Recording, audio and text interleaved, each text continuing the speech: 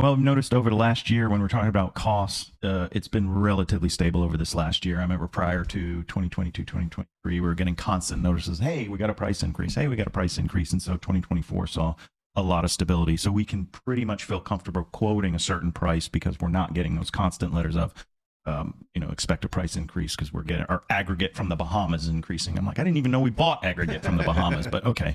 So has supply chains, would you say that's because there's been a normalization in the flow of material coming in? That's a good question. I think it's two first. So post-COVID, I think things more relaxed and those supply chains eased up and freed up and stuff like that. Plus, probably the interest rate increases slowed down, the amount of business in conjunction of the material has waned. Yeah. So, and now there's some microcosms that you can see where now we're getting calls from subcontractors asking us, hey, can we get on your bid as opposed to before? We had to call them and say, are you taking any new clients? So, right. Can you talk to us? Can you help us out? I'm like, sorry. And so those are the small circumstances where you can see that the market's changing. So, but post-election too, we're getting a lot more calls now, for people looking at new construction. So quite literally the day of, and I think people are feeling a lot more comfortable with at least the dust settling, good, bad, or indifferent, but they can forecast more easily. That's good.